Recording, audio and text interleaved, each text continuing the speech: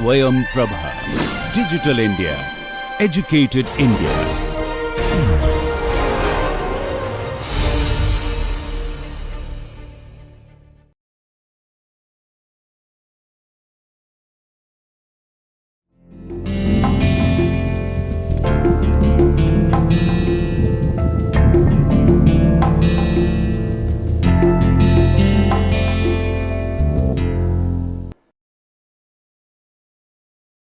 Hello friends, ESDAR अर्थात exploratory statistical data analysis with R software के course में आप सभी का बहुत बहुत स्वागत है।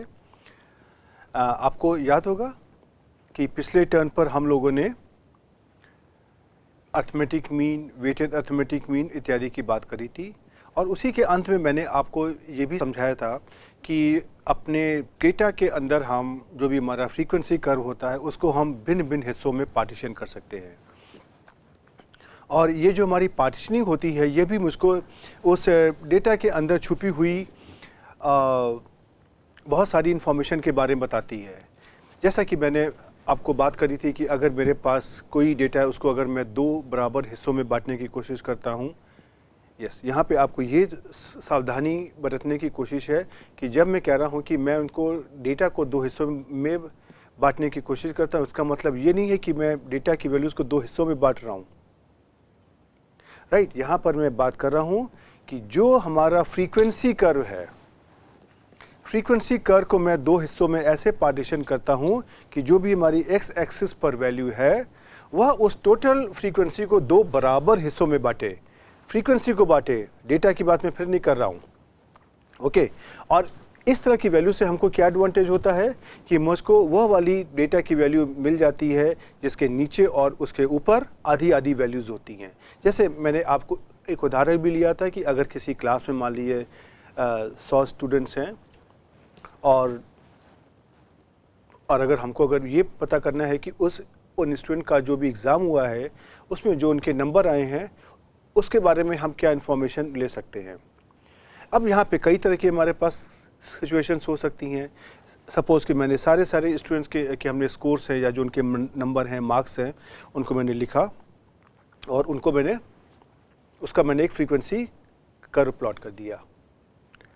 फ्रीक्वेंसी कर्व जो होगा वो उनकी एब्सोल्यूट फ्रीक्वेंसी या वो रिलेटिव फ्रीक्वेंसी के बारे में वाई एक्सिस पे बताएगा और एक्स एक्सिस पर जो उनकी करस्पॉन्डिंग एक्स वैल्यूज़ है उनके बारे में बताएगा। अब उस टोटल फ्रीक्वेंसी कर्व को अगर मैंने 20 से दो हिस्सों में अगर बांट दिया तो जो भी हमारी एक्स वैल्यू आ रही है वो हमको क्या दिखाएगी? वो हमारी एक्स की ऐसी वैल्यू है जिसके नीचे और ऊपर हमारी आधी आधी फ्रीक्वेंसीज डिवाइडेड है, अर्थात वह ऐसी वैल्यू है जो टोटल फ्रीक्वेंसी को दो बराबर हिस्सों में बांट रही है। अर्थात अगर हम कहते हैं कि इस वैल्यू का जो मान है सपोज 60 है, 60, इसका मतलब क्या है कि हमारे क्लास में आधे बच्चे ऐसे हैं, आधे स्टूडेंट्स ऐसे हैं जिनके नंबर 60 से कम आए हैं और आधे स्टूडेंट्स ऐसे हैं जिनके नंबर 60 से ज़्यादा आए हैं। और उसी तरीके से मैंने आपको एक और उदाहरण लिया था जहां पर मैंने टोटल फ्रीक्वेंसी को 4 बराबर भागों में बांटा था, 25%, 25%, 25%, 25%। और अगर हम इसी में से अगर हम तीसरी वैल्यू की बात करते हैं तो तीसरी वैल्यू हमारी क्या होगी? 25%, 25%, 25%, मतलब कि इस वैल्यू के बाएं ओर 75% और दाहिने ओर 25%। तो यह वैल्यू ऐसी होगी जो मुझको बताएगी कि इस नंबर के नीचे हमारे पास 75% स्टूडेंट्स हैं और इस वैल्यू के ऊपर हमारे पास 25% स्टूडेंट हैं। अब ऐसी चीज़ों को देख करके हमको उससे क्या एडवांटेज मिलता है? हमको उससे भिन्न भिन्न तरीके की इंफॉर्मेशन मिल सकती हैं। कोई अगर ये कहे कि एक क्लास में जो भी स्टूडेंट्स के स्कोर आए हैं उनको उनकी टोटल फ्रीक्वेंसी को मैंने दो बराबर हिस्सों में बांट दिया और वह वैल्यू जो उस टोटल फ्रीक्वेंसी को दो बराबर हिस्सों में बांट रही है वह है 90 आउट ऑफ 100। क्या बोलते हैं वो 90 मार्क्स हैं, किसके नीचे 50% लोग हैं और किसके ऊपर 50% लोग हैं। उस वैल्यू को देख करके आप क्या कहोगे कि 0 से लेकर के 90 के बीच में खाली 50% वैल्यू है और 90 से लेकर के 10% के बीच में आपकी बाकी 50% वैल्यू है। मतलब कि वह डेटा बहुत ही स्क्यूड है, एक और बहुत सारा डेटा है और एक और बहुत कम डेटा है। ओके, इसी तरह के हम यहाँ पे भिन्न भिन्न तरीके के अपने ऑब्जर्वेशन ले सकते हैं। और उसके अलावा अगर हम खाली 2 हिस्सों में बांटने की कोशिश कर रहे हैं तो ये तो हमारा कुछ एक, जैसे मैंने अर्थमेटिक मीन निकाला उसी तरह की ये भी हमको एक एवरेज वैल्यू देगा, और इसी वैल्यू को तो बोलते हैं हम मीडियन। और जब इन वैल्यूज को हम 2 से ज़्यादा हिस्सों में हम डिवाइड करते हैं, सो हमारे जितने भी हिस्से होते हैं उनकी संख्या के हिसाब से हम इसको एक नाम दे देते हैं। जैसे कि मैंने अगर टोटल फ्रीक्वेंसी को 4 हिस्सों में डिवाइड किया तो बोल दिया क्वार्टाइल, और इसको अगर मैंने 2 हिस्सों में डिवाइड किया तो क्या बोला था, मीडियन। और अगर इसी को मैं अगर 10 हिस्सों में डिवाइड कर दूं तो क्या बोलते हैं, क्विसाइल्स। और अगर इसी को मैं अगर 100 हिस्सों में डिवाइड कर दूं तो क्या बोलते हैं, परसेंटाइल। राइट, परसेंटाइल के बारे में तो आप एटलीस्ट आपने सुना तो होगा ही इसके बारे में। बहुत से हमारे इम्तहान होते हैं जहाँ पे कहा जाता है कि ओके, इस इम्तहान में वही लोग अपीयर होंगे जो टॉप 20 परसेंटाइल में होंगे, इत्यादि इस तरह के स्टेटमेंट आपने अखबारों में पढ़े तो होंगे। तो चलिए हम आज इन पार्टीशनिंग वैल्यू की बात करते हैं और हम आरंभ करेंगे मीडियन से। सो सबसे पहले हम मीडियन से आरंभ करेंगे। क्यों? क्योंकि आप सभी को, मुझे उम्मीद है कि मीडियन के बारे में तो मालूम ही होगा। तो सबसे पहले आप उसको समझने की कोशिश करिए, और जो हमारी मीडियन होगी वो हमारी ग्रुप डेटा के लिए होगी, अनग्रुप डेटा के लिए होगी। उसका आर कमांड क्या होता है उसके बारे में बात करेंगे, और उसके बाद में हम जो मीडियन है, जो काम मीडियन कर रही है, अर्थात वो टोटल फ्रीक्वेंसी को 2 बराबर हिस्सों में डिवाइड कर रही है, उसी को हम और भी अपने हिस्सों में डिवाइड करने की कोशिश करेंगे और हम पार्टीशन वैल्यू अर्थात क्वांटाइल्स की बात करेंगे। राइट, तो चलिए हम अपने इस लेक्चर की शुरुआत करते हैं। तो इस लेक्चर की जो आपको स्लाइड्स हैं वो आपको हमारे होम पेज पर जाकर के मिल जाएंगी। आप हमारे होम पेज पर जाइए, वहाँ पे एक स्वयं प्रभा नाम का लिंक होगा। अब आप जब उस लिंक के अंदर आप जब जाओगे तो आपको अपने कोर्स के अंदर इस कोर्स की सारी स्लाइड्स PDF फॉर्मेट में मिल जाएंगी, जिनको आप वहाँ से डाउनलोड कर सकते हो। ओके, तो चलिए सबसे पहले आपको हम इस अपने होम पेज का एड्रेस बता दें। तो हमारे होम पेज का जो एड्रेस है वह है home.iitk.ac.in/SHALAB/SP।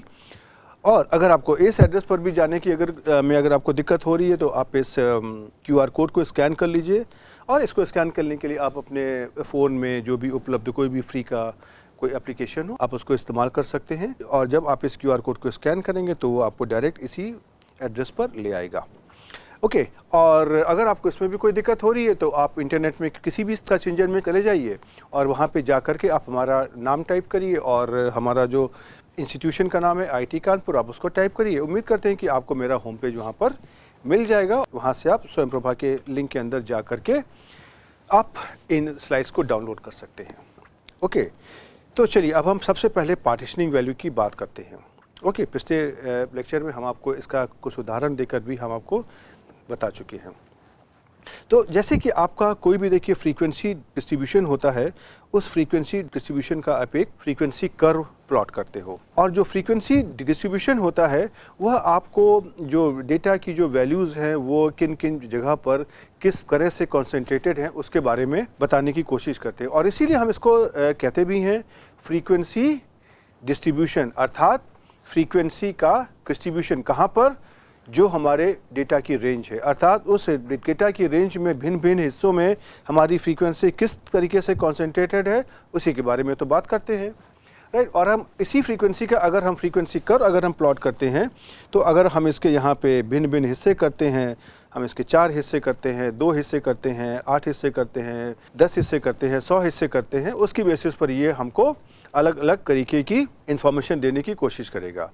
राइट, तो इसके लिए हमारे पास बहुत सारे मेजर्स होते हैं, मीडियन है, क्वार्टाइल्स हैं, क्विसाइल्स है, परसेंटाइल्स है इत्यादि, और उसके अलावा आप अपनी इच्छा से भी आप इनको पार्टीशन कर सकते हो। राइट, तो चलिए सबसे पहले हम यहाँ पे ये बताते हैं आपको कि अगर यह आपका एक फ्रीक्वेंसी कर्व है, राइट, तो इसमें से अगर आप इस टोटल फ्रीक्वेंसी कर्व को आप अगर दो बराबर हिस्सों में बांट दीजिए, अर्थात यहाँ पर आप देखिए, यहाँ पर आपकी क्या है, रिलेटिव फ्रीक्वेंसी, और यहाँ पे आपकी क्या है, डेटा वैल्यूज। राइट, अब आप जरा सा इस वाले पॉइंट पर ध्यान दीजिए, ये जो पॉइंट है, राइट, ये पॉइंट क्या है, ये पॉइंट एक्स एक्सिस पर वो वाला पॉइंट है जो इस टोटल फ्रीक्वेंसी कर्व को, ये आपका क्या है, ये आपका फ्रीक्वेंसी कर्व है, वह जो इस फ्रीक्वेंसी कर्व को दो बराबर हिस्सों में बांटता है, अर्थात जो इस फ्रीक्वेंसी कर्व का जो एरिया है, जैसे इसका एरिया क्या है, देखिए ये, राइट,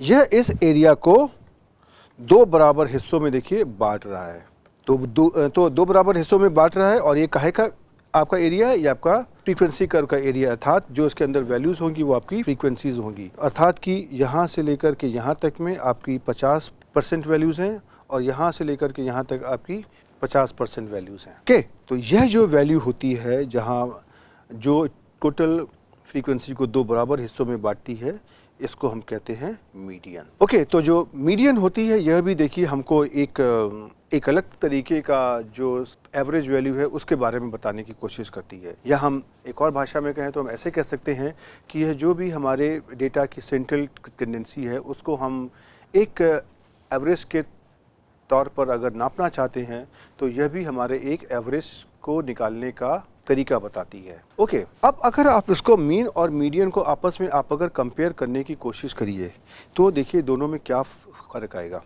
राइट, तो अगर हम मान लीजिए सिमेट्रिक कर्व अगर हम ले लेते हैं, राइट, एक अगर सिमेट्रिक कर्व है, मैं यहाँ पे कोशिश करूँगा कि कर्व सिमेट्रिक बन जाए। चलिए, और इस सिमेट्रिक में कर्व में क्या है, हम यहाँ पे इसकी जो 20 की वैल्यू है, सेंटर वैल्यू है, अगर एक कर्व हमारा सिमेट्रिक है, सिमेट्रिक का क्या मतलब होता है कि अगर हम ये इस तरह की एक हम लाइन उसके बीच में बना रहे हैं तो यह जो एरिया है इस लाइन के बाएं हाथ पे और दाएं हाथ पे ये बिल्कुल एक सा है। तो कैसे आपने किसी मंदिरों में घंटी लगी होती है, घंटी का देखें अगर आप स्ट्रक्चर तो देखिए इसी तरीके का तो होता है, यहाँ पर एक वो घंटी बजाने वाला लगा होता है, यहाँ पे इसका हुक लगा होता है और ये कंघी होती है। तो जो स्ट्रक्चर होता है ना जैसे घंटी का इस तरीके का, ये क्या होता है, सिमेट्रिक होता है ना। राइट, तो उसी तरीके अगर हमारे पास कोई कर्व है सिमेट्रिक है तो सिमेट्रिक के केस में ये जो हमारी वैल्यू है यहाँ पर हमारा मीन अर्थात अर्थमेटिक मीन और मीडियन दोनों बराबर होते हैं। लेकिन अगर यही कर्व हमारा अगर सिमेट्रिक नहीं होता है तो ऐसा हो सकता है कि या तो वो इसमें से मैक्सिमम फ्रीक्वेंसी इस लाइन के राइट हैंड साइड में ज़्यादा कॉन्सेंट्रेटेड है, या ऐसा हो सकता है कि इस लाइन के बाएं हाथ में ज़्यादा कॉन्सेंट्रेटेड है। तो उस केस में मीन और मीडियन की वैल्यू अलग अलग हो सकती है। तो इसलिए जो मीन क्या होता है मीन हमारी सारी वैल्यूज़ को हम जोड़ करके उसको टोटल नंबर ऑफ ऑब्जर्वेशन से डिवाइड करते हैं। राइट, तो यह मुझको एक उस डेटा की सेंट्रल वैल्यू है जहाँ पर हमारा डेटा कॉन्सेंट्रेटेड है उसके बारे में बताता है। और मीडियन क्या होती है, मीडियन हमारी वह वाली वैल्यू है जो हमारे ऑब्जर्वेशंस हैं, जो उनका फ्रीक्वेंसी कर्व है उसको वो दो हिस्सों में ऐसे बांटती है कि उस वैल्यू के नीचे और ऊपर 50% वैल्यूज़ होनी चाहिए। राइट, तो हम कह सकते हैं कि मीडियन हमारी वह वैल्यू है जिससे कम से कम 50% वैल्यू हमारी उससे कम होंगी। ओके, और 50% वैल्यू उस वैल्यू से ज़्यादा होंगी। अब अगर हम आपसे एक सवाल पूछें कि ऐसी कौन कौन सी जगह होंगी जहां पर हम मीडियन को लगाना अर्थमेटिक मीन के कंपैरिजन में बेहतर समझेंगे। राइट, चलिए देखिए मैं एक यहाँ पे छोटा सा उदाहरण लेता हूँ और उसके थ्रू आपको समझाने की कोशिश करता हूँ। एक मैंने कुछ वैल्यू ले ली 10 से 12, 14, 16 और इसका मैंने अर्थमेटिक मीन निकाल लिया। तो देखिए कितना आ जाएगा,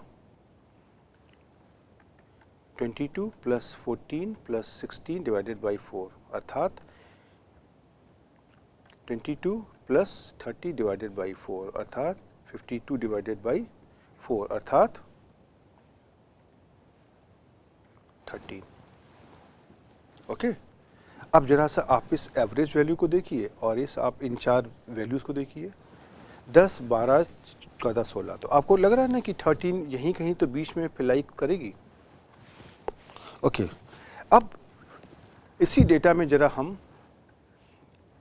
एक हमारी जो वैल्यू हमारी है 12, इसको हम कर देते हैं 100, राइट, और बाकी वैल्यूज़ को हम ऐसे ही रखते हैं 4। तो देखिए ये आपका कितना हो जाएगा, 140/4 और आपकी जो अर्थमेटिक मीन की वैल्यू क्या हो जाएगी, 35। अब जरा सा आप इस डेटा का स्ट्रक्चर देखिए और इस अपनी एवरेज वैल्यू को देखिए। डेटा आपका है 10, 100, 14, 16। तो आपको देख करके ऐसा नहीं लग रहा है कि यहाँ पे आपकी वैल्यूज़ थी 10, 14, 16 जिनका जो एवरेज है 13, 14 के आसपास होना चाहिए, लेकिन आपने एक एक्सट्रीम वैल्यू अगर आपने ऐड कर दी है तो इसका एवरेज जो 13, 14 से उठ करके सीधा 35 पे चला गया है। और उसी तरीके से आप इस एक्सट्रीम वैल्यू का मतलब ये है कि जो बाकी हमारी वैल्यूज़ हैं उनसे थोड़ा सा उसकी वैल्यू ज़्यादा है, राइट। अगर इस एक्सट्रीम वैल्यू का अगर हम मान और आगे बढ़ा देंगे तो यह अर्थमेटिक मीन तो हमारा और भी आगे चला जाएगा। इनकेस इसकी अगर हम वैल्यू हम 100 की जगह अगर 1000 कर देंगे तो शायद हमारा जो अर्थमेटिक मीन है 35 से शायद 350, 400 के आसपास चला जाएगा, राइट। तो इसका मतलब क्या हुआ कि अर्थमेटिक मीन हमारा तभी तक अच्छा काम करता है जब तक कि हमारे डेटा में कोई बहुत बड़ी ऐसी एक्सट्रीम वैल्यू ना हो। और अगर जब भी कभी हमारे डेटा में कोई अगर एक एक्सट्रीम वैल्यू आ जाएगी तो हमारा अर्थमेटिक मीन कुछ ऐसी वैल्यू देगा शायद जिनके ऊपर भरोसा करना अच्छा नहीं होगा। और ऐसे केसेस में अभी मैं आपको आगे मीडियन को भी निकाल करके दिखाऊंगा, और जब मैं मीडियन को निकालूंगा तो आप देखेंगे कि अगर हमारे डेटा में एक्सट्रीम वैल्यू कोई आ जाती है तो यूजुअली मीडियन के मान में कोई परिवर्तन नहीं आता है, और अगर परिवर्तन आता भी है तो बहुत ही कम होता है, और एटलीस्ट अर्थमेटिक मीन के मान में जो भी परिवर्तन आ रहा है उससे तो बहुत कम होता है। तो इसलिए हमारा मॉरल ऑफ द स्टोरी ये है और हमारा रूल ये है कि जब हमारा डेटा अगर होमोजीनियस है अर्थात हमारे जो भिन्न भिन्न वैल्यूज़ हैं उनके बीच में अगर बहुत ज़्यादा कोई अंतर नहीं है तो आप अर्थमेटिक मीन को यूज़ कर सकते हैं। और अगर उसमें कुछ ऑब्जर्वेशंस ऐसे हैं, कुछ वैल्यूज़ ऐसी हैं जो बाकी वैल्यू से बहुत ज़्यादा आगे हट के हैं, तो उस केस में आपको मीडियन का इस्तेमाल करना चाहिए, राइट। ओके, अब हम जरा सा देखते हैं कि अगर मुझको मीडियन को अपने अनग्रुप डेटा में कैलकुलेट करना है तो उसको हम कैसे करने की कोशिश करेंगे, राइट। सपोज आपके पास जो अनग्रुप डेटा है वो आपका x1, x2, xn है, राइट। आप इस डेटा को ऑर्डर कर सकते हैं। ऑर्डर का मतलब पता है क्या होता है कि आप उसको बढ़ते हुए क्रम में लगा सकते हैं, और जो बढ़ते हुए क्रम में जब आप इसको लगाएंगे तो इसका हम सिंबल बदल देते हैं। इसको हम x और ब्रैकेट में लिख देंगे 1 जो हमारी सबसे छोटी वैल्यू है, मिनिमम वैल्यू है, और जो मैक्सिमम वैल्यू है उसको हम लिख देंगे ब्रैकेट में लिख देंगे x और ब्रैकेट में लिख देंगे n। तो जैसे देखिए मैंने क्या लिखा हुआ है, तो ये हमारी क्या है, मैक्सिमम वैल्यू है। चलिए एक बार आपको मैं छोटा सा उदाहरण लेकर के ये बता देता हूँ कि ये जो हमारे दो नोटेशंस हैं x1 और x ब्रैकेट में मैंने 1 लिखा है, दोनों में क्या अंतर होता है। तो देखिए अगर हम यहाँ पे अगर हम एक 4 वैल्यू लेते हैं, x1 हमारा हो गया सपोज 4, x2 हमारा हो गया सपोज 2, x3 हमारा हो गया 1 और x4 हमारा हो गया 3, राइट। अब देखिए इसमें से हम सबसे पहले निकालते हैं आपकी जो भी मैक्सिमम वैल्यू है, maximum of x1, x2, x3, x4। इसमें से कौन सी वैल्यू मैक्सिमम है। तो आप देखेंगे ये वैल्यू आपकी क्या आ गई, मैक्सिमम वैल्यू बिटवीन 1 2 3 4, और ये वैल्यू क्या है 4। तो इसको हम लिख देंगे, ये हमारी फोर्थ वैल्यू है जो सबसे बड़ी है। तो इसके लिए हम उसको दिखाने के लिए लिख देंगे x और सबस्क्रिप्ट में ब्रैकेट में लिख देंगे 4। तो ये हमारी क्या हो गई, मैक्सिमम वैल्यू हो गई। अब जरा सा आप अगर ध्यान दीजिए तो ये फोर्थ वैल्यू आपकी है क्या, ये आपकी x1 के बराबर ही तो है। तो हम ऐसा लिख सकते हैं कि x4 जो आपका है ये हमारा x1 है। अंतर क्या है कि ये जो x4 है ये हमारा मैक्सिमम वैल्यू है, तो उसको मैंने इसमें जो 4 है उसको एक पैरेंथेसिस में लिख दिया है, ब्रैकेट के अंदर लिख दिया है, राइट।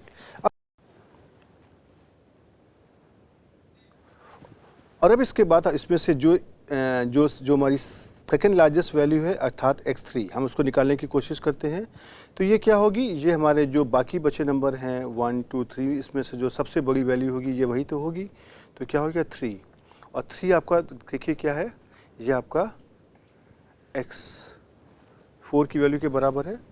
तो ये आपका क्या आ गया, x bracket 3 is equal to x4, अर्थात जो आपके ओरिजिनल डेटा में चौथी वैल्यू है वह आपकी इस ब्रैकेट वाले सिंबल के हिसाब से तीसरी वैल्यू है, अर्थात x और सबस्क्रिप्ट में ब्रैकेट में लिख देंगे हम 3। उसी तरह से अगर आप x2 है, मतलब कि जो उससे छोटी वैल्यू आप उसको निकालेंगे तो क्या आ जाएगा, मैक्सिमम वैल्यू बिटवीन 1 एंड 2। तो कितनी आपकी हो गई 2, राइट। अब आपकी देखिए 2 कौन सी वैल्यू है, ये आपकी x2 के बराबर है। हाँ, तो देखिए यहाँ पे जो आपकी डेटा में दूसरी वैल्यू है और जो ऑर्डर्ड वैल्यू आपकी है x2, दोनों आपके बराबर हो गए। और जो आपकी सबसे छोटी वैल्यू है मिनिमम, वो आपकी क्या बची, आपकी 1, राइट। और ये 1 कौन सी वैल्यू है, x3 की, राइट। तो अब आप देखिए, अगर मैं इसको यहाँ पे साफ साफ अगर मैं लिख दूँ, x1 is equal to x3, x2 is equal to x2, x3 is equal to x4 और x4 is equal to x1। तो देखिए ये आपको, ये जो मैंने दो तरीके के सिंबल लिए हुए हैं, इसको ब्रैकेट में लिखा हुआ है कि x1 सबसे छोटी वैल्यू है, x2 उससे बड़ी वैल्यू है, और जो xn है ये हमारी सबसे बड़ी वैल्यू है। ये वैल्यू हमारी इन्हीं वैल्यू में से, जो हमारी ओरिजिनल डेटा वैल्यूज़ हैं x1 x2 xn, उन्हीं में से कोई एक वैल्यू है ये, राइट।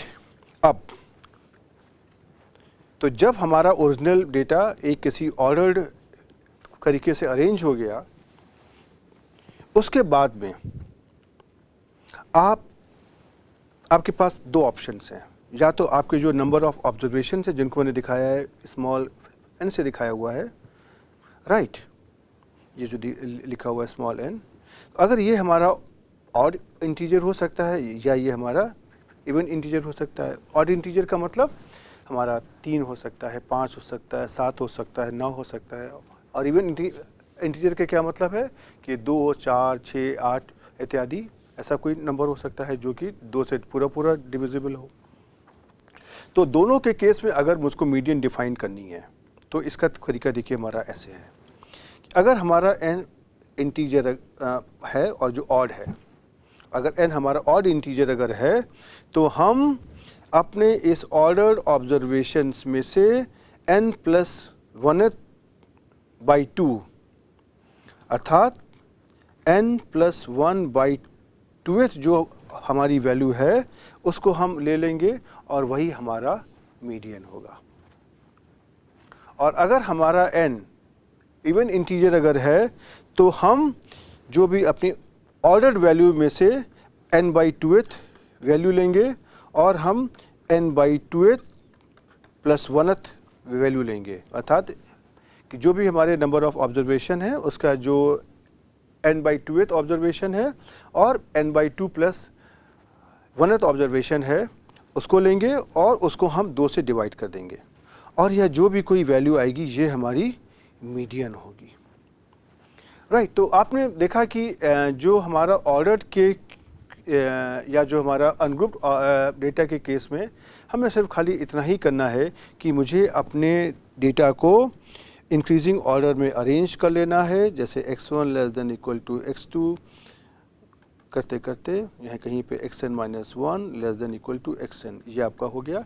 और इसमें से इसको कहीं पर 20 से मुझे इसको डिवाइड कर देना है। और जो 20 की जो हमारी वैल्यू होगी, यह डिपेंड करता है कि अगर हमारा n ऑड नंबर है तो खाली एक ही वैल्यू होगी, लेकिन अगर n हमारा इवन अगर है तो उसमें से हमारी उसकी 20 की हमको 2 वैल्यू लेनी और दोनों का हमको एक अर्थमेटिक मीन लेना है। अर्थात जैसे कि अगर हम कहें आपसे, अगर आपके पास मान लीजिए 5 वैल्यूज़ हैं, x1, x2, x3, x4, x5, और उनको आपने पाँचों वैल्यूज़ को आपने एक इंक्रीजिंग ऑर्डर में अरेंज कर दिया।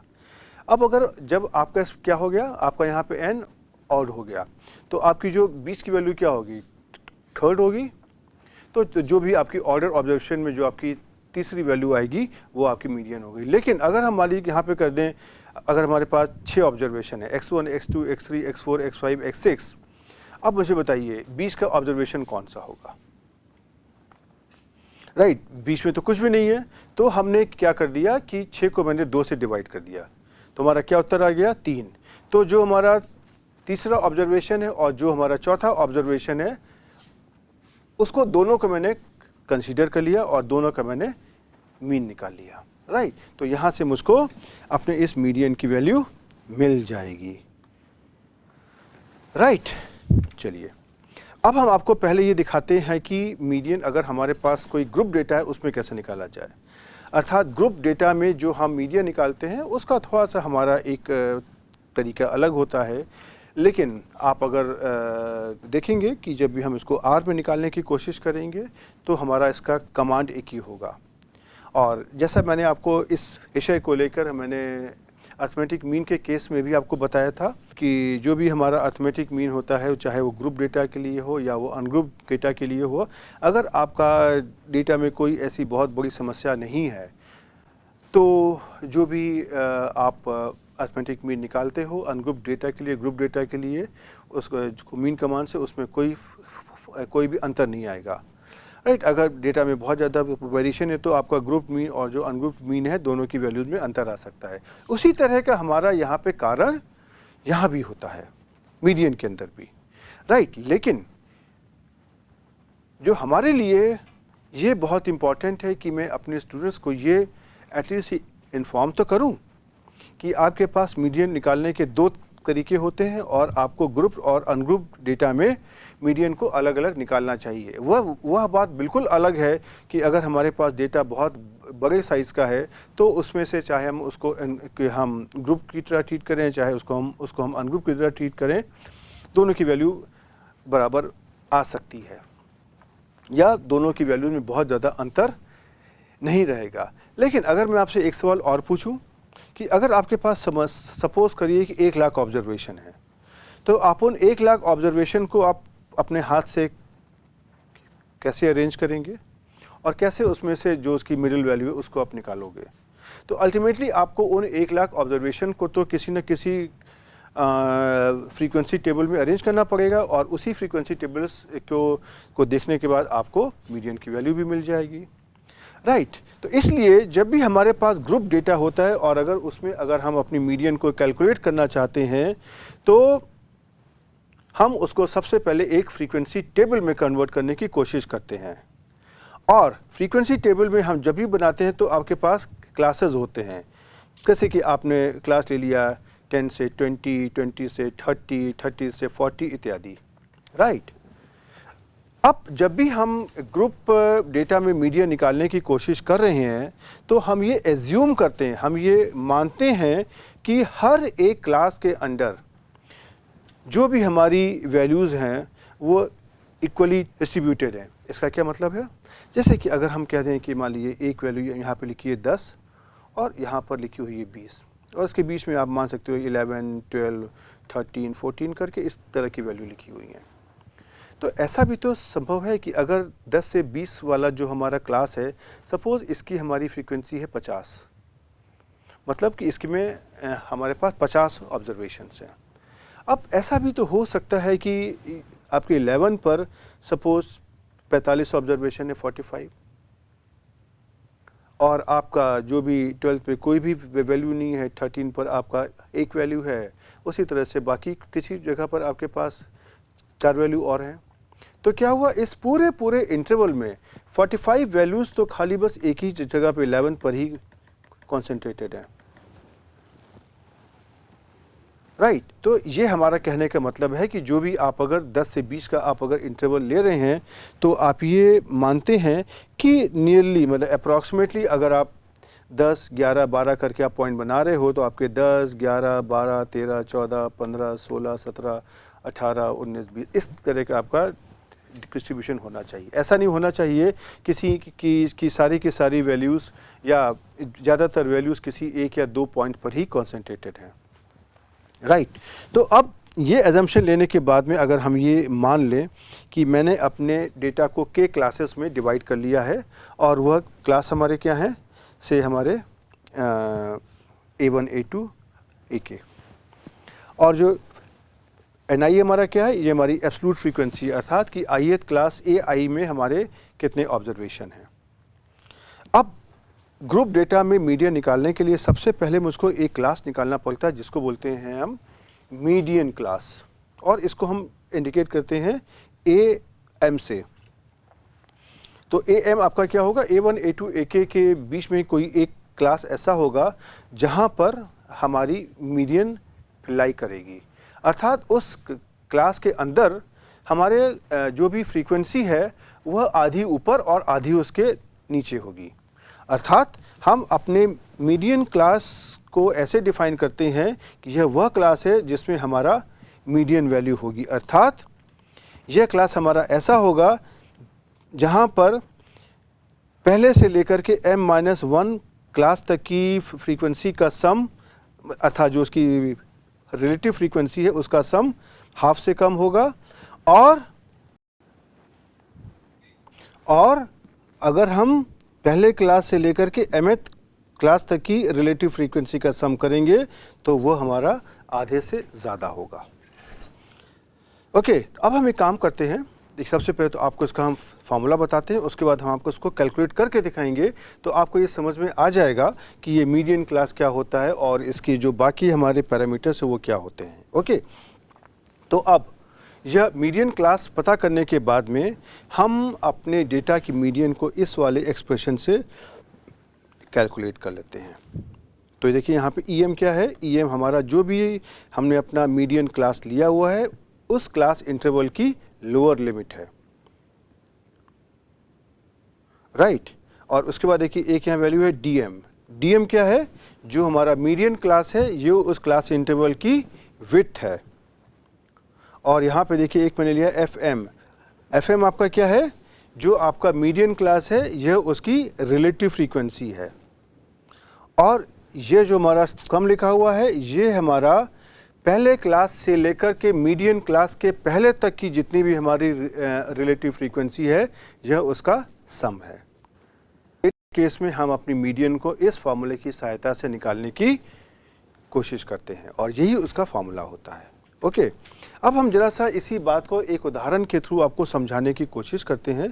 तो मैंने एक छोटा सा यहाँ पर एक डेटा लिया हुआ है और उसी डेटा को हम पहले अनग्रुप्ड तरीके से और उसके बाद हम इसको फिर ग्रुप्ड तरीके से हम इसकी मीडियन निकालने की कोशिश करेंगे। तो यहाँ पे क्या है कि यहाँ पे एक मंथ का समय लिया हुआ है और उसमें से ये देखा गया है कि कोई एक कस्टमर है जो एक किसी पर्टिकुलर जगह से उस दुकान में आता है और वह उस दुकान में रोज़ आता है।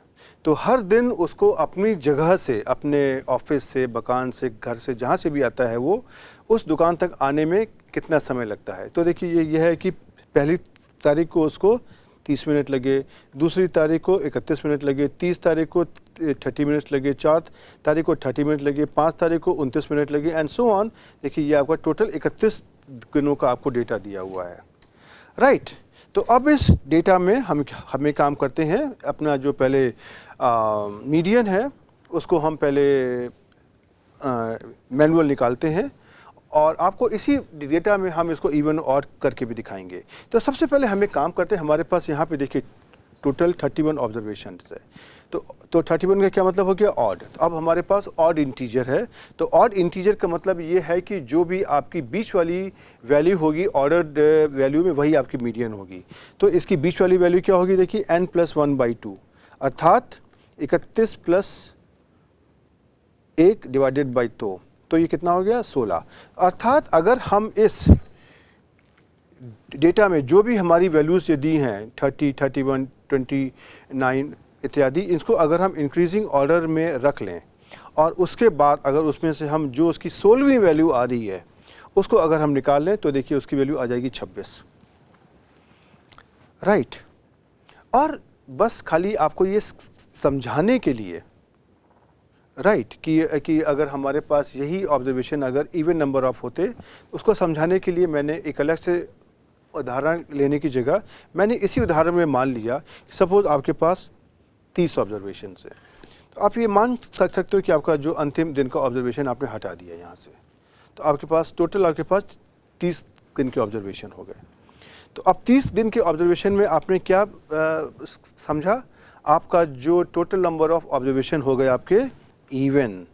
अब इवन अगर होता है तो अगर मीडियन को निकालने के लिए हम अपने डेटा को इंक्रीजिंग ऑर्डर में अरेंज कर लेंगे और जो उसकी n/2th वैल्यू है और n/2 प्लस 1th वैल्यू है x की डेटा की, उसको हम निकाल करके हम उसका मीन निकाल लेंगे। तो देखिए n/2 की वैल्यू क्या आ गई हमारी 15 और n/2 प्लस 1 की वैल्यू क्या आ गई 16। अर्थात मुझे अपने डेटा को इंक्रीजिंग ऑर्डर में, जैसे x1 is less than x2 करके हमारे पास x30 तक आ गया, राइट। और यहाँ से जो भी हमारी इसकी जो 15वीं वैल्यू है और जो इसकी 16वीं वैल्यू यहाँ पर आएगी उसको मुझे निकाल लेना है और उसका मुझको इसका अर्थमेटिक मीन निकालना है। दो ये वैल्यू देखिए 26.5 आ जाएगी, राइट। तो देखिए ऐसे हम अपने इस केस में हम अपना जो भी, अगर हम इसको एक अनग्रुप डेटा की तरह बात करते हैं तो हम इस डेटा से हम अपनी मीडियन को निकाल सकते हैं। अब हम एक काम करते हैं, इसी डेटा को जरा हम ग्रुप करते हैं और इसी डेटा में हम अपना जो भी ग्रुप ऑब्जर्वेशंस का मीडियन निकालने वाला फार्मूला है उसको इस्तेमाल करते हैं और हम फिर वहाँ से आपको देके आपको बताते हैं कि हम मीडियन को कैसे निकालेंगे। तो देखिए अब आपको ये तो मालूम ही चल गया है कि हम इस डेटा को फ्रीक्वेंसी टेबल में कैसे कन्वर्ट करेंगे। तो मैंने देखिए यहाँ पर क्लास इंटरवल बना दिए, जहाँ पर xi की वैल्यू जो हमारी 20 से कम है और मैंने दूसरा क्लास इंटरवल ले लिया जहाँ पर हमारी xi की वैल्यू 20 से 25 के बीच में है और अगले क्लास इंटरवल में मैंने xi की वो वाली वैल्यू ले ली जो हमारी 25 और 30 के बीच में। आप देख सकते हैं कि मैंने यहाँ पर ऐसी वैल्यू ली हुई है जो 25 से तो बड़ी है लेकिन 30 से कम या बराबर हो सकती हैं। तो जो इसका जो अपर लिमिट है वहाँ पर हमारे पास लेस देन और इक्वल टू दोनों ऑप्शंस हैं और जो लोअर लिमिट है वहाँ पर खाली ग्रेटर देन है। तो इससे क्या होगा कि एक वैल्यू हमारी खाली एक ही इंटरवल में आएगी। और उसी तरीके से मैंने अगला क्लास इंटरवल 30 से 35 के बीच में बना लिया और मैंने पाँचवा मैंने कर दिया कि जितनी भी वैल्यू हमारी 35 से बड़ी हैं वो उस क्लास में आ जाएंगी। ओके, अब इसमें इसके मैंने जो भी आपके क्लास इंटरवल्स को मैंने नाम दे दिया E1, E2, E3, E4, E5 और हर एक क्लास इंटरवल में मैंने अपनी जो भी एब्सोल्यूट फ्रीक्वेंसी है उसको मैंने निकाल लिया, राइट। अब एब्सोल्यूट फ्रीक्वेंसी निकालना तो आपको आ ही गया है। तो देखिए यहाँ पर हम निकालने के बाद में जब उसकी वैल्यू निकालते हैं तो पहले क्लास एब्सोल्यूट फ्रीक्वेंसी की वैल्यू आ गई 0। दूसरे क्लास में हमारे पास 12 वैल्यूज़ हैं, अर्थात 20 से 25 के बीच में हमारी 12 वैल्यूज़ लाई कर रही हैं। ऐसी हमारी यहाँ पे जो तीसरे क्लास की एब्सोल्यूट वैल्यू है वो है हमारी 18। तो यहाँ पे 25 से 30 के बीच में 18 वैल्यू लाई कर रही हैं। और उसी तरीके से मैंने चौथे क्लास की एब्सोल्यूट वैल्यू निकाल ली 1 और पाँचवें क्लास की एब्सोल्यूट वैल्यू हमारी आ गई 0। देखिए यहाँ पे कुछ वैल्यूज़ आपकी 0 आ रही हैं इसलिए क्योंकि मैंने आपको समझाने के लिए बहुत ही छोटा सा डेटा लिया हुआ है। और कायदे की बात तो यही है कि इतने छोटे से डेटा को हमको ग्रुप करने की आवश्यकता ही नहीं है। लेकिन मेरा ध्येय यहाँ पर ये बिल्कुल भी नहीं है। मेरा ध्येय तो सिर्फ इतना है कि मैं आपको इस फार्मूले में जो मैंने लिया है ग्रुप डेटा के लिए उसमें से भिन्न भिन्न जो सिंबल्स हैं, नोटेशंस हैं, वो क्या होते हैं मैं वो आपको समझाना चाहता हूँ। ओके, अब एब्सोल्यूट फ्रीक्वेंसी निकालने के बाद में मैंने इस डेटा से रिलेटिव फ्रीक्वेंसी निकाल ली, F1, F2, F3, F4, F5। आपको कुछ नहीं करना है, जो आपने एब्सोल्यूट वैल्यू निकाली है उसको आप अपने टोटल नंबर ऑफ ऑब्जर्वेशन से डिवाइड कर दीजिए। तो आपके पास यहाँ पे 31 डेज़ का डेटा है, तो आपके पास जो टोटल आपके पास 31 ऑब्जर्वेशंस हैं, तो आप हर एक एब्सोल्यूट फ्रीक्वेंसी को 31 से डिवाइड कर दीजिए और देखिए आपकी जो भी वैल्यू यहाँ पे आनी है वो आ जाएंगी। अब आपको यह देखना है कि आपकी टोटल यहाँ पे फ्रीक्वेंसी कितनी थी 31, राइट। और यहाँ पर आप अगर ये देखेंगे तो ये आपकी हो गई 1। अब आप ये देखिए कि आपको ऊपर से अपनी सारे क्लास इंटरवल की रिलेटिव फ्रीक्वेंसी को सम करना है और सम करने के बाद में यह देखना है कि कौन सा क्लास ऐसा आता है जहां पर हमारी फ्रीक्वेंसी 0.5 से कम रहती है और जैसे ही हम अगले क्लास में आते हैं तो ये हमारी 0.5 से बढ़ जाती है। तो चलिए हम करते हैं। देखिए पहले क्लास की फ्रीक्वेंसी क्या है 0, दूसरे क्लास में क्या हो जाएगा 0 + 12/31, राइट, कोई इशू नहीं है, ये आपका 0.5 से कम ही है। फिर हम आगे 0 + 12/31 + 18/31। तो अब आप देखिए ये वैल्यू आपकी 0.5 से ज़्यादा हो गई। ओके, तो इसी बात को देखिए मैंने यहाँ पर लिखा हुआ है कि 1 से लेकर 3 - 1 अर्थात दूसरे क्लास तक जब हम फ्रीक्वेंसी का सम करते हैं अर्थात रिलेटिव फ्रीक्वेंसी का सम करते हैं तो वह हमारी 0.5 से कम होती है और जैसे ही हम i goes from 1 to 3 करते हैं ये वाली फ्रीक्वेंसी हमारी 0.5 से ज़्यादा हो जाती है। ओके, तो इसका मतलब क्या हुआ, जो हमारा मीडियन क्लास कौन सा हुआ, थर्ड क्लास। तो m = 3 के करस्पॉन्डिंग जो हमारा क्लास है, देखिए मैं इसको यहाँ पर लाल रंग से बना देता हूँ, ये वाला जो हमारा क्लास था ये हमारा मीडियन क्लास हो गया, राइट। अब जरा सा आप अपने उस फार्मूले को देखिए और हर एक वैल्यू को यहाँ से मैं आपको निकाल के दिखाता हूँ कैसे कैसे आएगी। देखिए EM आपकी क्या थी, EM थी आपकी मीडियन क्लास के क्लास इंटरवल की लोअर वैल्यू। तो देखिए यहाँ पे वैल्यू क्या आ गई 25, E3 की 25। FM आपकी क्या थी, ये आपकी मीडियन क्लास की रिलेटिव फ्रीक्वेंसी, तो ये देखिए क्या हो गई F3 की वैल्यू क्या है 18/31, तो देखिए ये आपकी हो गई। DM आपका क्या हो गया, मीडियन क्लास की विड्थ, तो देखिए ये कितना होगा 25 और 30 के बीच में लाई करता है, तो ये हो गया 30 - 25 5 हो गया, राइट। और अब अगर हमको इसको अगर यहाँ पर इसकी वैल्यू अगर निकालनी है तो मैंने अपने फॉर्मूले को लिखा, EM की वैल्यू यहाँ से आ गई ऊपर से और ये वाली वैल्यू आपने कितनी निकाली है, जैसा आपने देखिए अभी निकाला था यहाँ पर 12/31, तो ये आपकी देखिए 12/31 हो गई।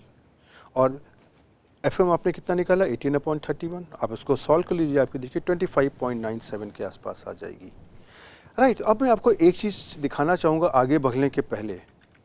देखिए जब आपने यहाँ पर अपने डेटा को अनग्रुप्ड रखा था और आपने पूरे ऑब्जर्वेशंस लिए थे 31 ऑब्जर्वेशन, तो हम उसी का केस यहाँ पे लेते हैं।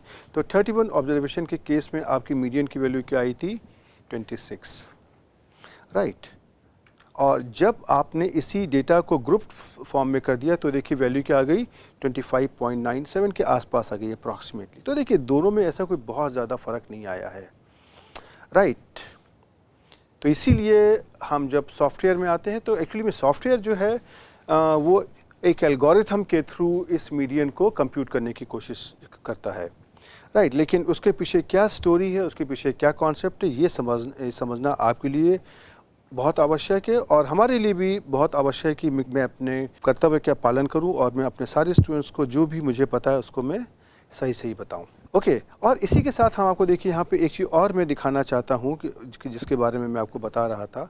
अब आप मुझे ये बताइए, इस डेटा सेट में अगर मान लीजिए आप ये जो आपकी सपोज अंतिम वैल्यू है, सपोज मैं यहाँ पे 21 ले लेता हूँ, दोनों आपकी 21 वैल्यू हैं, इसको मैं कर देता हूँ 1000, राइट।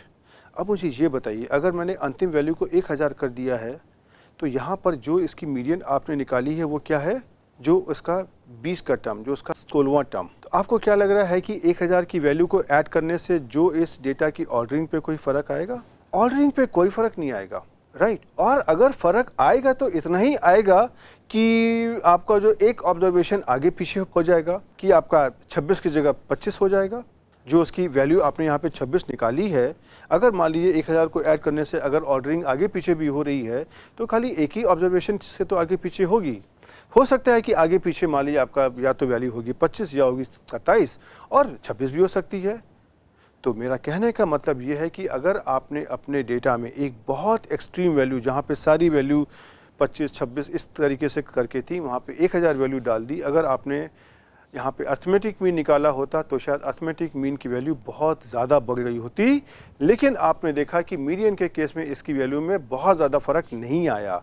अभी वैल्यू 26 है, हो सकता है कि अगली वैल्यू आपकी शायद 25, 26 या 27 में से कुछ भी हो सकती है, राइट। या 26 के जो बाएं हाथ या दाएं हाथ पर जो भी पहली वैल्यू है उसमें से एट द मोस्ट इसकी वैल्यू हो सकती है, राइट। तो इसीलिए हम कहते हैं कि मीडियन पर हमारे एक्सट्रीम ऑब्जर्वेशन का बहुत कम असर पड़ता है। ओके, अब हम आपको बताते हैं कि आर सॉफ्टवेयर में अगर आप इस मीडियन को निकालना चाहें तो कैसे निकालेंगे। हमारा कमांड बहुत ही सिंपल होता है, मीडियन, MEDIAN, ओके। और यहाँ पर हम मीडियन के अंदर हम अपना डेटा वैल्यू को लिख देते हैं, ओके। अब और अगर हमारे डेटा में कोई अगर मिसिंग वैल्यू है तो हम लिख देंगे NA.RM is equal to true, right. अब हम देखते हैं कि मैंने जो वही वाला डेटा अपना लिया हुआ था जहाँ पर पहले वाले एग्जाम्पल में, इसी का देखिए मैंने यहाँ पे अर्थमेटिक में निकालने की कोशिश करी और उसकी देखिए वैल्यू क्या रही है 26। चलिए मैं आपको देखिए आपको उदाहरण में भी दिखा दूँ कि आपने इसकी क्या वैल्यू निकाली थी। देखिए ये आपका एग्जाम्पल था यही वाला और इसमें आपने देखिए इसकी क्या वैल्यू निकाली है 26, राइट। तो देखिए अब आपको कॉन्फिडेंस आ जाना चाहिए कि आर सॉफ्टवेयर भी वही काम कर रहा है जो आपने अपने हाथ से करने की कोशिश करी है। और इसके देखिए आपका स्क्रीनशॉट है, हम इसको आर में भी करके आपको दिखाएंगे। और अब हम आपको दिखाते हैं कि अगर इसी डेटा में अगर कोई हमारी मिसिंग वैल्यू है तो हमको कैसे काम करना चाहिए। तो देखिए ये जो आपने डेटा यहाँ पे लिया है ना मिनट, इसी में मैंने इन दो वैल्यूज़ को मैंने यहाँ पर NA कर दिया है। तो अब दो वैल्यूज़ में से मिसिंग हो गई और इसी डेटा को मैंने एक नाम दे दिया है minutes.NA, अर्थात मिनट्स डेटा में ही अब मैंने NA को ऐड कर दिया है। अब इस डेटा की अगर आपको मीडियन निकालनी है तो आप क्या चाहते हो, आप ये चाहते हो कि मिस्टर आर आप इन दो वैल्यूज़ को आप यहाँ से बाहर कर दो और बाकी जो आपकी अवेलेबल वैल्यूज़ हैं उनकी आप मीडियन निकाल दो। तो आपने कर दिया median of this data minutes.NA और एक कमांड दे दिया NA.RM is equal to true. तो देखिए आपको जो वैल्यू मिलेगी आपको ये मिल जाएगी 26। तो आपने देखा कि अगर आपने दो वैल्यू हटा भी दी हैं तो भी मीडियन की वैल्यू में कोई फ़र्क नहीं आ रहा है, राइट। तो चलिए जैसे हम आपको इसको आर कंसोल में भी करके दिखा दें। तो चलिए देखिए सबसे पहले मैं यहाँ पर अपने इस डेटा को मैं कॉपी कर लेता हूँ और डेटा को कॉपी करने के लिए मैंने देखिए यहाँ से इसको कॉपी कर लिया और यहाँ पर मैंने इसको पेस्ट कर दिया।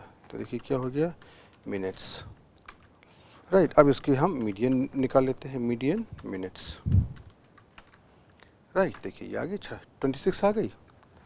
अब मैं काम करता हूँ, इसी डेटा में जो मैंने यहाँ पे लिया हुआ है इसी में मैंने पहली दो वैल्यूज़ को मैं NA कर देता हूँ सो दैट कि आपके सामने मैं इसको NA करूँगा सो दैट कि आपको ये मालूम चलना चाहिए कि अगर हमारे पास NA वैल्यूज़ हैं तो उसमें से क्या होगा। और इसी डेटा का नाम मैंने कह दिया minutes.NA। अब मैंने अपनी इस मीडियन को minutes.NA के लिए निकाला तो देखिए क्या आ जाएगा NA।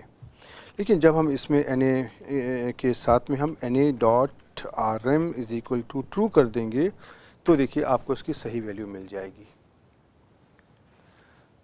राइट। तो आपने देखा कि देखिए इस वाले केस में अगर हम करते हैं तो आपको कोई समस्या नहीं आती। और अगर हम मान लीजिए कि हम अगर अपने इस जो हमारा मीडियन का डेटा है ये देखिए ये हमारा टोटल 31 डेटा है, राइट। देखिए ये हम इसमें से काम करते हैं जो अंतिम वैल्यू को हटा देते हैं। तो अब आपकी क्या हो गया टोटल आपके डेटा कितना हो गया 30, राइट। आप उसको काउंट कर सकते हैं या आप अगर यहाँ पे देखना चाहें तो लेंथ ऑफ मिनट्स आप अगर निकालें तो देखिए क्या आ जाएगा 30, राइट। अब हम ज़रा सा इस डेटा की हम मीडियन फिर से निकालते हैं और देखते हैं कि इसमें इवन और से क्या फ़र्क पड़ता है। तो देखिए मीडियन और मैंने कर दिया मिनट्स, तो देखिए ये 26.5 आ गया, राइट। तो आप ये देख सकते हैं कि जब हमारे डेटा में इवन नंबर ऑफ ऑब्जर्वेशंस होते हैं या ऑड नंबर ऑफ ऑब्जर्वेशंस होते हैं तो उसमें मीडियन की वैल्यू चेंज हो सकती है।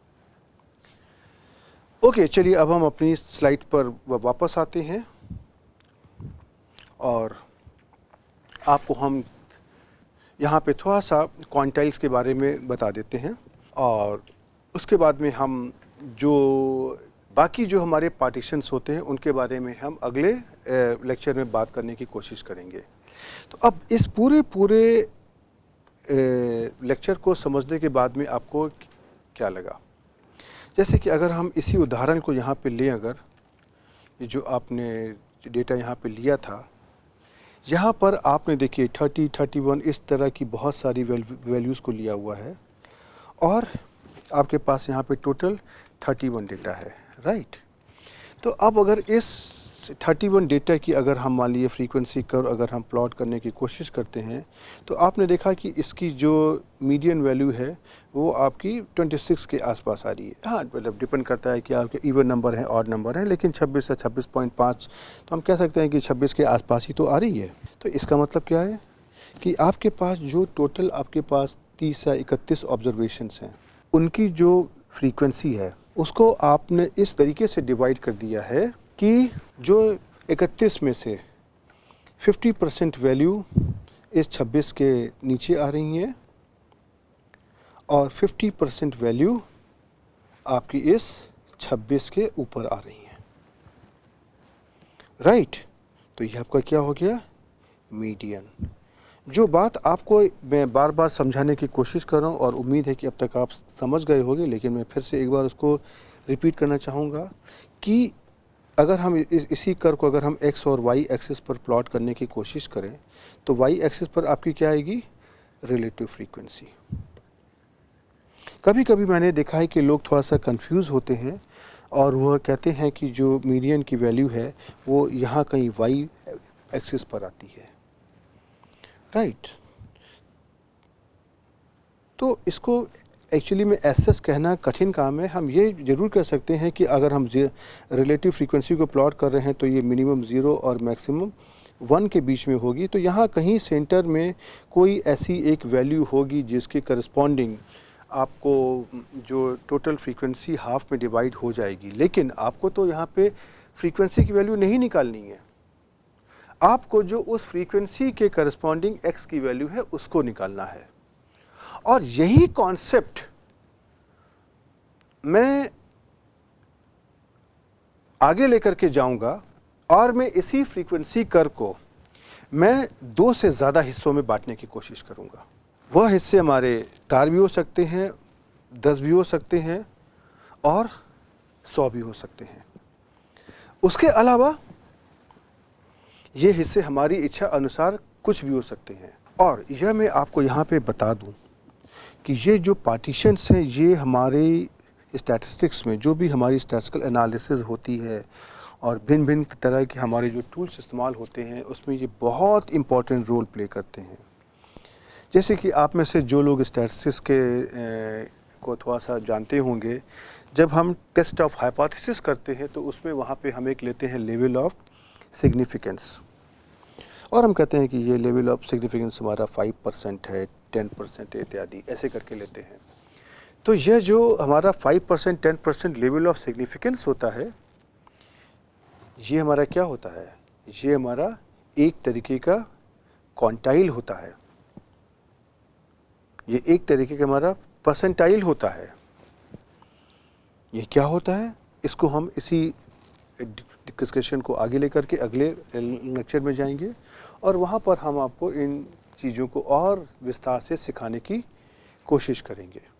तो अब हम यहाँ पर इस लेक्चर में यहाँ पे रुकते हैं और जैसा आपने देखा कि मैंने यहाँ पे फ्रीक्वेंसी कर्व को 2 हिस्सों में बांटने की कोशिश करी है और आपको मैंने उसको एक पार्टीशन वैल्यूज़ के टॉपिक के अंदर मैंने उसको कवर करने की कोशिश करी है। लेकिन जो हमारी मीडियन भी है ये भी हमारी एक तरीके की मेजर ऑफ सेंट्रल टेंडेंसी है। जैसे हमारा अर्थमेटिक मीन होता था वैसे ही हमारा मीडियन भी होता और ये भी हमको, लेकिन बस फ़र्क इतना है कि ये मुझको डेटा की सेंट्रल टेंडेंसी के बारे में बता रही है, लेकिन इसका बताने का तरीका अर्थमेटिक मीन से अलग है। तो आप छोटे छोटे उदाहरण लीजिए और उन उदाहरणों को आप ग्रुप डेटा करके, अनग्रुप डेटा करके हाथ से कैलकुलेट करिए, सॉफ्टवेयर से कैलकुलेट करिए। उसमें से कुछ डेटा को आप NA मान लीजिए और उसकी जगह पर आप NA.rm = ट्रू और फॉल्स कमांड को इस्तेमाल करके देखिए उससे क्या होता है। और आप इसके थोड़ा सा प्रैक्टिस करिए और अगले टर्न पर हम आपको पार्टीशन वैल्यू के बारे में और बताएंगे, कुछ और उदाहरण लेंगे। तो हम आपसे मिलने अगले लेक्चर में फिर से आएंगे, तब तक के लिए गुड बाय।